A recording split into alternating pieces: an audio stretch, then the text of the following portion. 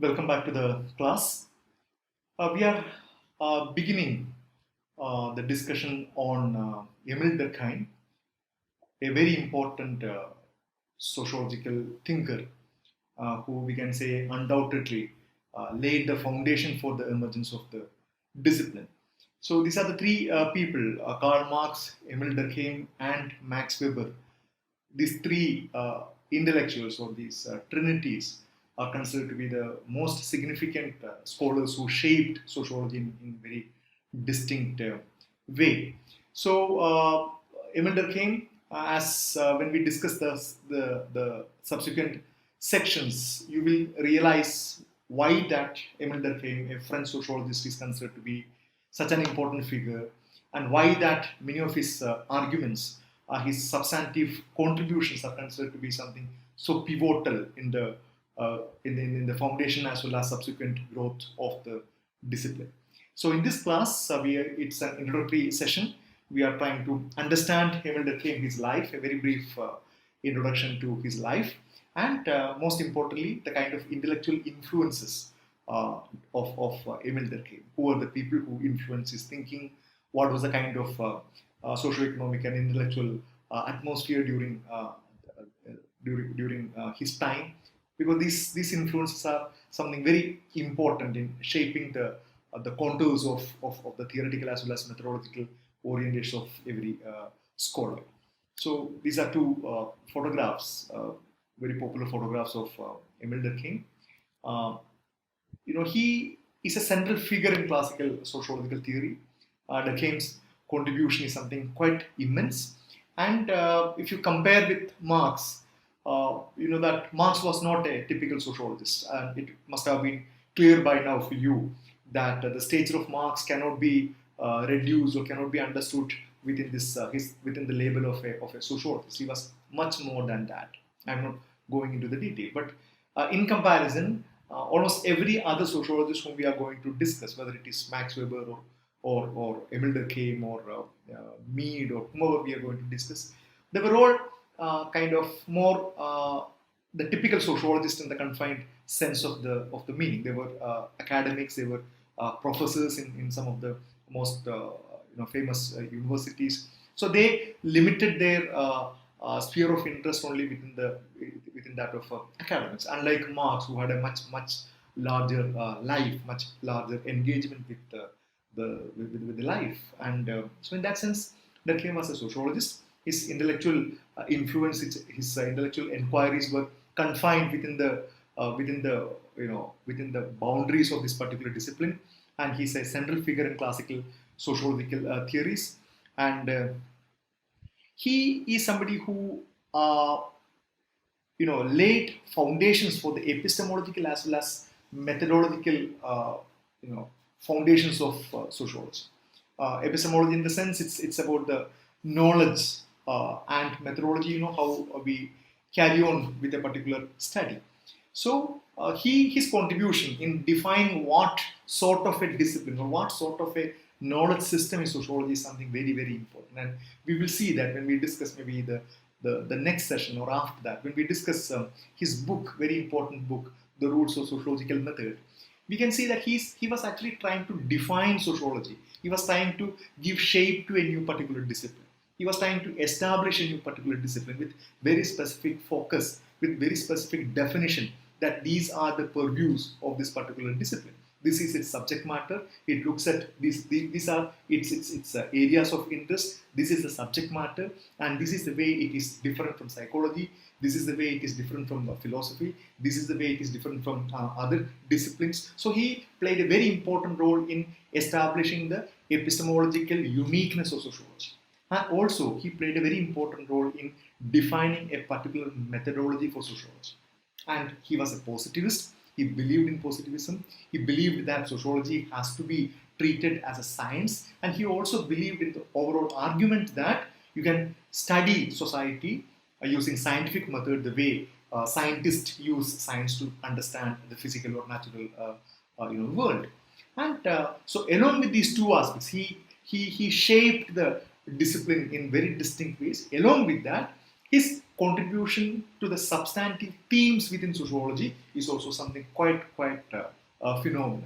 He has, if you look into some of these themes, like as he has written extensively on religion, on social facts, on education, on law, on suicide, division of labor, ethics, social change, and a host of substantive themes within sociology has been benefited by his theorization or his intellectual enterprise. So in that sense, his contribution is something quite immense.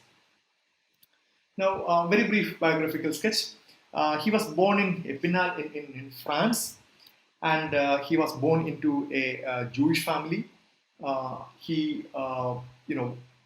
his father wanted him to become a rabbi, but soon he lost all the interest in religion. He was influenced by quite a lot of philosophical arguments that took a very critical position on religion, and he later became a kind of an agnostic, completely moved away from the conventional religious settings of a Jewish family, and then became very radical in his argument. And later admitted to École Normale Supérieure, one of the most prestigious graduate schools in Paris, considered to be a very elite place in Paris. And later he joined University of Bordeaux, where he wrote the Division of Labor in Society, the Roots of Sociological Method and Suicide. So exactly in this University of Bordeaux, that he establishes the kind of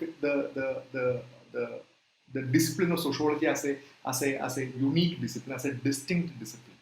And this Division of Labor, this book, is his doctoral research, where he establishes a very unique argument, a very unique understanding about, a very unique approach towards studying society, a very unique approach towards studying social change. And of course, this Rules of Sociological Method, it's a canonical text for sociology, which lays down the foundation of how one should methodologically understand the discipline, or what should be the kind of methodological protocols of the discipline. And of course, his very famous study on suicide. And he could revitalize the dream of Auguste Comte of a scientific study of society with a moral basis. So this is something extremely important, the kind of connection between Auguste Comte and Emile Durkheim. We will discuss in a couple of down the slides. But if Auguste Comte had a dream of making sociology as a science of society, especially with a kind of particular moral basis, we could say that he could revitalize and he could even establish it to a large extent. He succeeded in establishing the discipline as a distinct discipline. So he got even the name of this university, the department of Sorbonne, changed into that of a department of sociology as well. So he became a professor of sociology at University of Sorbonne in 1913, one of the first full professorships in sociology. And his writings became extremely important. He was able to influence quite a lot of students, and then he was the editor of this very extremely influential journal, Les Années, and became extremely influential academic, especially in the field of school education. And he was able to create a set of scholars and students, and his intellectual companion, and then became a very predominant figure in the French intellectual circles, and passed away in 1917 at a relatively young age of 59. And it seems that his World War I had took a toll on him. Many of his students, very promising students, were killed in the battle, and his own son, who was also emerging as a very important sociologist, was also killed. So the king became quite dejected, and he lost interest in his academic endeavors, and then passed away prematurely at the age of 59. So let us move on to the intellectual influences. Who were the people who influenced Durkheim, and what were the kind of very specific set of ideas that he borrowed from these people, and what were the aspects that he was critical of these people? And as I have mentioned several times, no scholar creates a set of ideas without any influence, isn't it? It doesn't really happen that way. Every scholar who creatively engages. Every scholar creatively engages, very critically engages with the kind of current important academic or intellectual currents of his time, intellectual thoughts of his time, and that engagement, that critical or reflexive engagement, gives rise to new arguments, new theories, new refinements, and kind of different arguments. So Durkheim also was able to put forward a whole lot of new ideas because he very successfully, very critically engaged with a host of people who had contributed to the discipline of sociology and social philosophy before him. So Durkheim's work represents the culmination of the French intellectual tradition that began with the Enlightenment. We had a brief discussion in the beginning of the course where we discussed the role of French Revolution and people like Montesquieu and host of others who played a very important role in bringing up a very revitalized philosophical discussion about the role of society, role of individual, role of state, and a host of other things. So he was also heavily influenced by French thinkers, English and German scholars. So being a scholar of his repute, of his caliber, it's quite natural that he very critically engages with the people around him. So one of the important scholars who we need to identify is Montesquieu. Montesquieu being a French sociologist. We had a brief discussion on Montesquieu in the earlier, in the initial classes of his course. So Montesquieu marked the beginning of the French intellectual line that came to a climax with Durkheim. So there are quite a lot of observers identify this as a particular intellectual tradition starting with Montesquieu and then ending with Durkheim in very various unique manner. And because he was an empiricist concerned with the actual data rather than the speculation about the essence of humans and the ultimate origins of their society. So we saw that when we discussed Montesquieu. Montesquieu really represents a very important transition from philosophy to that of sociology. A philosophical inquiry, a philosophical engagement, preoccupation, which thinks about or which think about about abstract ideas, about philosophical ideals, into that of a more empirically based social scientific orientations. So Durkheim was heavily influenced by that argument that you can deal with the data, you can deal with the actual historical epochs, you can look at the society as an empirical entity, and you don't need to always think about abstract ideas like essence of humans or ultimate origin of the society. So you need to make a transition from a philosophical, metaphysical understanding into that of a sociological analysis. Montesquieu was also the first to recognize that he believed that the morals, manners, and customs and the spirit of a nation are subjected to scientific investigations. Something quite interesting because these things, the questions about morals or manners or customs and the spirit of a nation are subjected to scientific investigation. And for example, what does somebody mean by the argument of the spirit of a nation? What do we mean by the term spirit? So we will see in the subsequent discussion in the couple of lectures down the line, we will see that he was heavily intrigued by the question of social solidarity, or in contemporary parlance, social integration. What holds society together? Why that the people are having a sense of attachment or a sense of belonging to this particular society? So the questions about the kind of spirit of nation. And he also believed that the kind of morals and manners and customs which are not tangible, which are non-material aspects of culture, can be studied in a scientific manner. They can be treated on par with a host of material culture. So this is something very important, influenced by Montesquieu. And so in a kind of a summary, Durkheim gave Montesquieu credit for many insights that became part of his sociology. The social world can be studied as a thing. We will come back to this term because this is how Durkheim defines sociology. So, social fact. Durkheim argues that social fact can be seen as a thing. And it is best to develop typologies. You will see how, you have already seen how Montesquieu develops different ideas about different types of society, from tribal society to military society. So Durkheim was also heavily influenced by that. And we will see that when he discusses about societies characterized by organic solidarity and society characterized by mechanical solidarity. And it is necessary to examine the number, arrangement, and relation among parts in developing these typologies. So, how do we characterize these typologies? How do we distinguish a tribal society from that of an industrial society? Montesquieu had a protocol, and that was something had a significant influence on Durkheim's scheme of things as well. It is important to view law as an indicator of broader social and cultural forces. Very, very fascinating argument we will come across when we discuss this argument about division of labor. The kind of law that exists in a society, it tells you a lot more things about that society. It tells us a lot more things about the kind of division of labor.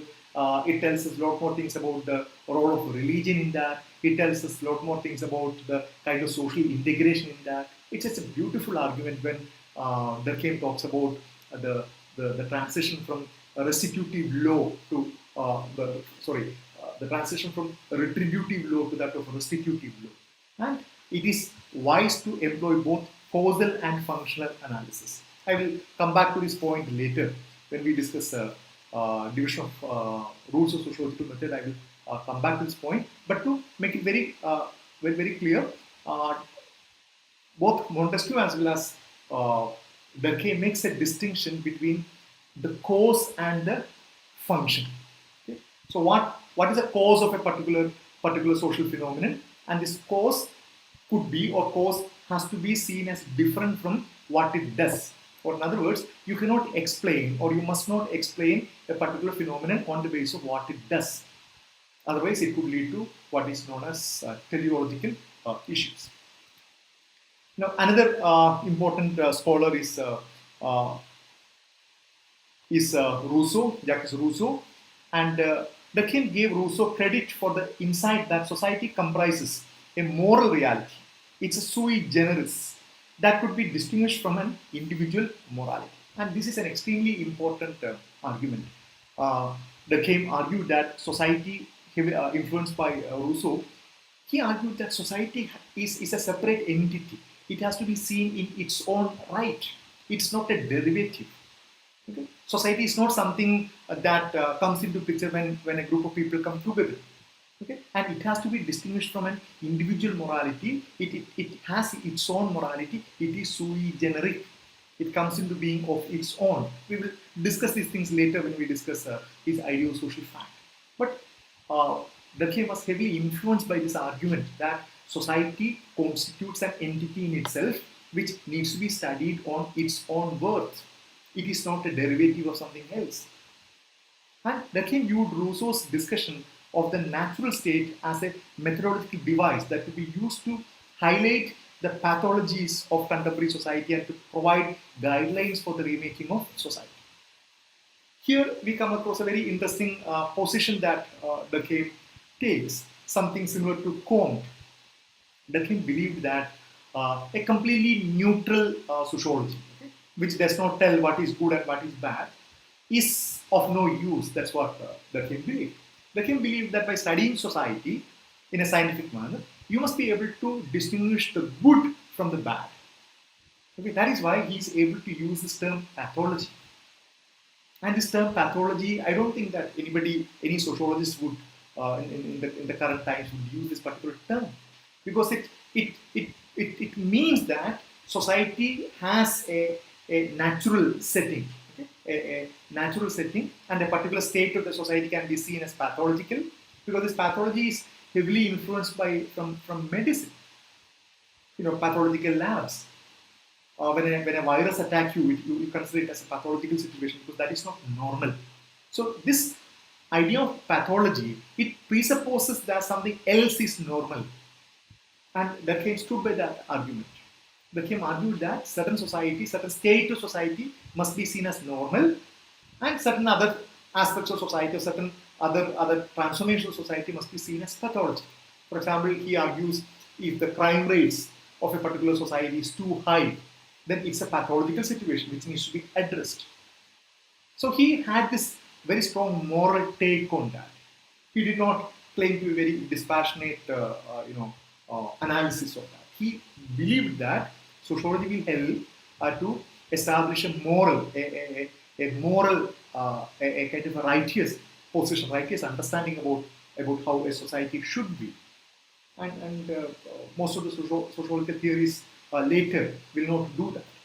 And the question of social order, how is the society bound together? And this is another very, very fascinating question. How is the society possible? A society comprising of hundreds of thousands of people. It works more or less fine. So what holds this society together? What is the kind of binding factor? Why that people have a sense of belonging to that? Why that people are many times even ready to lay down their lives? Why that people are ready to sacrifice their lives for that? So what is the kind of a mechanism which cements this kind of sentiments? And how does society achieve that? And these are some of the very fascinating ideas of Durkheim which we will discuss later. So in a nutshell, Durkheim borrowed many ideas from Rousseau. Some of his central concepts about social pathologies, anomie, egoism, and the forced division of labor owed much to Rousseau's work. Durkheim's vision of society as integrated by a strong state and by a set of common values and beliefs reflected Rousseau's vision to eliminate these pathologies. So, just like Rousseau, Durkheim also believed that there is a state of nature, and Rousseau also inspired Durkheim's desire to use schools to provide moral education for the young and to rekindle the spirit of commitment to secular society that people once had towards the sacred. So, they shared quite a lot of these similar ideas, commitment to secularism, secular ideals, and not being influenced by religion, the importance of schools, and all these points. At the same time, he did not share Rousseau's complete trust on the state. Rousseau had placed so much of importance to the state because he believed that the state is capable of establishing some kind of an order, and Durkheim did not agree with that. And coming to the connection or the influence of Auguste Comte, of course, the idea of positivism, which we discussed elaborately when we discussed Auguste Comte, the argument that you can use scientific methodology to understand society with its different protocols, and the idea of organic analogy, the kind of argument that you can make a comparison between a human society and a living organism, and that tells you a lot of similarities between the way a living organism and a human society are structured. The idea of a structure and function are from there. And then the argument of statics and the dynamics for Comte, the most fundamental the fundamental objective of sociology is to study these two things, social statics and social dynamics. How is the society is able to maintain itself, maintain the social order or equilibrium, at the same time, how is society able to change? So a combination of these two are the important focal points of Comtean sociology, and Durkheim also agrees with that. And idea of social progress and role of sociology. So Comte believed that sociology is the science of society. So once you study the science better, society better through science, you will be able to make a better society. You'll be able to make it as again a progressive one, and Durkheim also believed in that. And Herbert Spencer and Durkheim was actually more critical of Herbert Spencer. He was extremely critical of Herbert Spencer, though he was influenced by Spencer's argument about organismic analogy and evolution. He was extremely critical. Especially he was critical of Spencer's extreme utilitarian view that highlighted competition, contract, etc., and vehemently criticized the idea of survival of the fittest. We discussed about it. I hope you remember. We discussed about it when we discussed Herbert Spencer. He looked at the social evolution and then argued that human beings act on the basis of their self-interest, and only the fittest will. There is a struggle for existence and survival of the fittest, and Durkheim was heavily critical of that. Especially Spencer was arguing this towards the end of his life, and that brought him quite a lot of criticism. And he was extremely critical of looking at social change, the social evolution through his kind of a lens of a biological evolution, which looked at the successful animals as the most suitable animals who survived by defeating the others. So that utilitarian ideas were not acceptable to Durkheim. But Durkheim was heavily influenced by Spencer's idea of social progress and evolution. That becomes very evident when Spencer talks about this transition from simple societies to compound societies. Durkheim also speaks the similar language when he talks about a transition from societies characterized by mechanical solidarity to societies characterized by organic solidarities. Though the argument is very, very different. And of course, with the idea of evolution. And Karl Marx, of course, uh, mostly critical of Marx's overemphasis on the role of working class. He was never, unlike Max Weber, whom quite a lot of observers say that, who had a dialogue with the ghost of Marx. Durkheim's engagement with Marx was very minimal, and he was not a follower, he was not very much impressed with the Marxian argument, and he was critical of Marx's overemphasis on the role of working class, and the celebration of social conflict and revolution by Karl Marx was something not acceptable to Durkheim, because Durkheim looked at these conflicts as pathological. For Durkheim, a society that is more peaceful was something more normal, and a society that sees violence, that sees upheavals, that sees conflict was something pathological as per Durkheim. And here you will see the kind of fundamental conflict between the structural functional school of thought and the critical or the Marxian school of or conflict school of thought. And these are the fundamentally different perceptions about that. While structural functionalism overemphasizes the whole question of stability and equilibrium, Marxian school or critical school or conflict school, it privileges or it understands this social conflict as something quite natural. They even welcome that. And he felt that the problems of alienation, exploitation, and class antagonism were relevant to all sectors of society, and that revolution caused more pathology than it resolved. Very, very important argument. So while he agreed that issues of alienation, exploitation, and class antagonism were relevant, because this whole point of alienation even identifies alienation as the prime reason for one particular type of suicide. So it's not that he was not aware of these issues that were raised by Karl Marx, but he did not, or he was not ready to accept the argument that these issues emerge from the economic base or economic structure. And he also did not believe, or he was also not ready to accept that all these issues will be resolved if there is a revolution takes place. And he believed very strongly that these revolutions will bring more pathology than whatever it can resolve. So these are some of these scholars whom I just thought I just flag it so that you get some idea about what were the ideas that Durkheim was influenced by, and how he had a very productive critical engagement with the arguments of the important scholars of his time. And these dialogues and these reflections and engagement really shaped his intellectual career, which of course laid foundation to the growth of sociology. So we are stopping here, and next class we will begin with more substantive contributions of Durkheim. Thank you.